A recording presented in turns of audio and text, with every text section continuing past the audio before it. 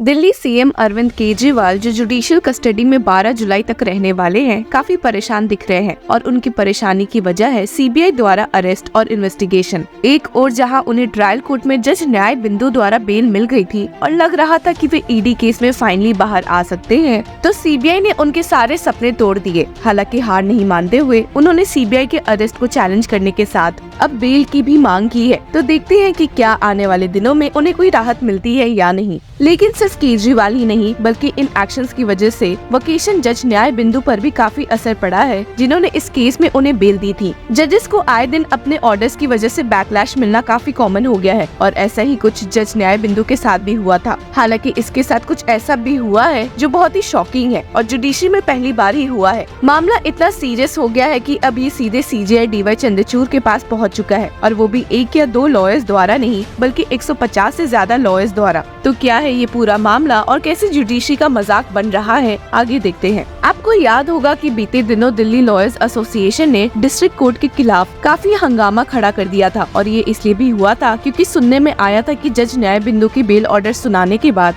District जज द्वारा एक इंटरनल एडमिनिस्ट्रेटिव कम्युनिकेशन पास हुआ था आस्किंग वोकेशन जजेस of trial courts not to pass any final order in pending cases during a court recess. और इसके खिलाफ ही Delhi lawyers association which is headed by advocate Sanjeev Nasiar who is also the chief of the Aam Aadmi parties legal cell दिखी थी, जिन्होंने इस मामले में एक लेटर डिस्ट्रिक्ट जज को लिखते हुए इस बात को फटकारा था और कहा था कि ऐसा order is not only administratively and procedurally irregular but also a travesty of justice. मामला और संगीन हो गया है जब 150 से ज्यादा लॉयर्स के एक ग्रुप ने सीजेआई डीवाई चंद्रचूड़ को अब एक रिप्रेजेंटेशन सेंड किया है, इस बात को हाईलाइट करते हुए और ऐसे कम्युनिकेशन के खिलाफ बोला है जो उनके अकॉर्डिंग जुडिशरी की हिस्ट्री में पहली बार हो रहा है। हालांकि आपको बता दे कि इस रिप्रेजेंटेशन में सिर्फ ये बात नहीं शामिल है पर इस मामले में हाई कोर्ट की कंडक्ट के खिलाफ भी आवाज उठी है। जी हाँ, आपने सही सुना। ट्रायल कोर्ट जज न्याय बिंदु की बेल देते ही ईडी ने इस ऑर्डर को हाई कोर्ट में चैलेंज किया था और अर्जेंट लिस्टिंग एक्सेप्ट करते हुए एक ही दिन में दिल्ली हाई कोर्ट में जस्टिस सुधीर कुमार जैन ने इस ऑर्डर पर स्टे भी लगा दिया था और वो भी तब जब ट्रायल कोर्ट का बेल ऑर्डर ऑफिशियली रिकॉर्ड भी नहीं हुआ था। और इसी के बारे में रिप्रेजेंटेशन में स्टेटेड था कि something like this has never been seen in the history of the Indian judiciary before this and this has raised deep concerns in the mind of the legal fraternity.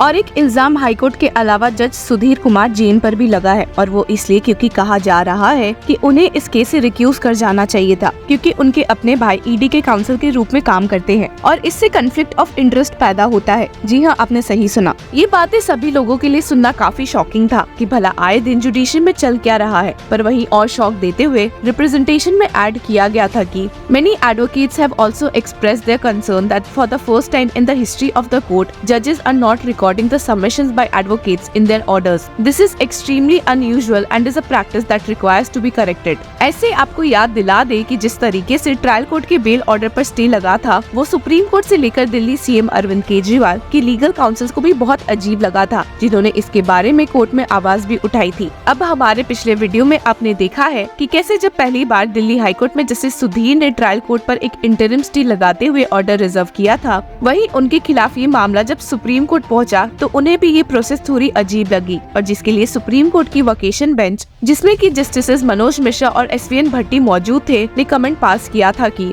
Normally on stay applications orders are not reserved, they are passed at the hearing itself on the spot, so it is a bit unusual. Arvind Kejriwal की ओर से मौजूद senior advocate Vikram Chaudhary ने भी Delhi high court के order को खूब criticise करना शुरू किया था और स्टेट किया था कि when the listing was allowed there was no paper book, the impugned order was not even uploaded, then there was an oral direction to not give effect to the bail order। और यहीं पर senior advocate Singhvi ने भी supreme court में कहा था कि the high court did not wait for the order and stayed it. If the high court can stay it without seeing the order, why can't your lordship stay the high court order. लेकिन justice Mishra ने उन्हें पलट जवाब देते हुए कहा था कि if high court has committed a mistake, why should we repeat. तो चलिए एक नजर डालते हैं कि आखिर इस मामले में दिल्ली लॉयर्स एसोसिएशन ने कहा क्या है। दिल्ली लॉयर्स एसोसिएशन के प्लेटफॉर्म पे एक डेलीगेशन अभी डिस्ट्रिक्ट जज हेडक्वार्टर संजय गर्ग साहब से मिला है। ग्रीवेंसेस हमारी ये थी कि आपको ध्यान हो वेकेशंस कोर्ट के अंदर वेकेशंस अभी समर वेकेशंस थी तो राउज एवेन्यू कोर्ट में 20 तारीख को अरविंद केजरीवाल जी की बेल लगी थी और न्याय बिंदु जो डेजिग्नेटेड कोर्ट थी उन्होंने बेल ग्रांट की थी। जैसे ही वो बेल ग्रांट होने हुई उसके नेक्स्ट डे एक एडमिनिस्ट्रेटिव ऑर्डर वहाँ के जज इंचार्ज ने निकाला। उसके खिलाफ हम लोग अभी डिस्ट्रिक्ट जज साहब से मिलकर आए हैं और हम लोगों का एतराज़ है कि ऐसा कोई एडमिनिस्ट्रेटिव ऑर्डर जिसमें ये कहा जाए कि वैकेशंस कोर्ट जो हैं वो कोई फाइनल ऑर्डर नहीं देंगी, वो किसी भी मैटर के अंदर सिर्फ नोटिस इशू करके और रेगुलर कोर्ट के पास भेजेंगे, जबकि वैकेशंस के अंदर जो कोर्ट बैठती है उसके बाद पूरी पावर होती है। तो इस तरीके का एडमिनिस्ट्रेटिव ऑर्डर, क्योंकि ये पॉलिटिकल दबाव में अरविंद केजरीवाल जी की जब बेल होती है तो तुरंत बाद ऐसा ऑर्डर आना ये जाहिर करता है कि इस देश के अंदर संविधान खतरे में है, लोकतंत्र खतरे में है। इस तरीके की दबाव देके ईडी ने जिस तरीके से हाईकोर्ट के अंदर बिना ऑर्डर के उस ऑर्डर को स्टे करवाया, ये सब चीज़ों की चिंता जाहिर करने के लिए आज लीगल फ्रेटर्निटी ने अपना एक रिप्रेजेंटेशन दिया है। साथ में हम लोगों ने एक बात और उठाई है, हम लोग जब भी किसी कोर्ट के अंदर अपनी सबमिशंस देते हैं तो वो रिकॉर्ड पे नहीं आती हैं। जजेस उस सबमिशंस को दरकिनार करके और अपना फैसला सुनाते हैं, जबकि ये मैंडेटरी है।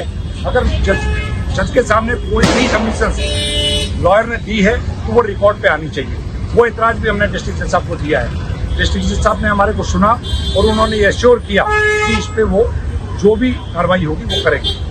क्या कुछ आपको ऐसे याद दिला दे कि district courts in Delhi were closed for summer vacations from June 10 to June 29. During this period, judicial officers take turn to act as vacation judges. Vacation judges और बेंचेस को फेवर करते हुए दिल्ली लॉयर्स एसोसिएशन द्वारा डिस्ट्रिक्ट कोर्ट जज को लिखे letter में ये भी स्टेट किया गया था कि The entire purpose of vacation benches is that there are urgent matters that require attention even during vacations, and if such an administrative order is issued, it defeats the very purpose of having vacation benches. अब हमने आपको video की शुरुआत में बताया था कि कैसे अपने इस बेल ऑर्डर की वजह से जज न्याय बिंदु को काफी बैकलैश मिला है। कुछ कमेंट्स जो जज न्याय बिंदु के खिलाफ है पर एक नजर डालते हैं। शक्ल से ही करप्ट लगती है, was she bribed और rewarded by an American university. अब जब दिल्ली हाई कोर्ट और जस्टिस जैन पर भी एक उंगली उठी है तो उनके द्वारा दिए गए स्टे ऑर्डर पर एक नजर डाल लेते हैं। अपना ऑर्डर सुनाते हुए जस्टिस सुधीर जैन ने पहले तो ईडी द्वारा उठाए गए इस पॉइंट को हाईलाइट किया था, जिसमें एएसजी एसवी राजू ने कहा है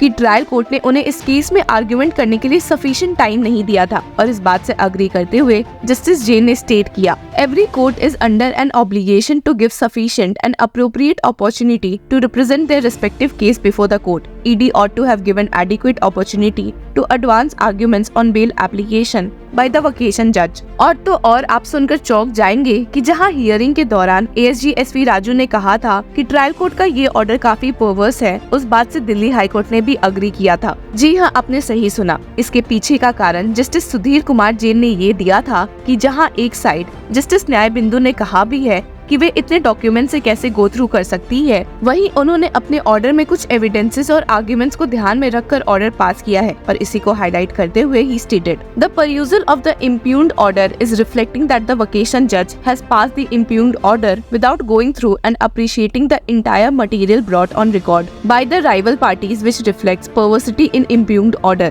तो देखते हैं कि आने वाले दिनों में क्या सीजीआई डीवाई चंद्रचूड़ इस रिप्रेजेंटेशन पर कोई एक्शन लेते हैं या नहीं, और वक्त ही बताएगा कि दिल्ली सीएम अरविंद केजरीवाल की मुश्किलें कब खत्म होगी। इस बारे में आपकी क्या राय है, हमें कमेंट सेक्शन में जरूर बताएं। Until then, keep following law चक्रा।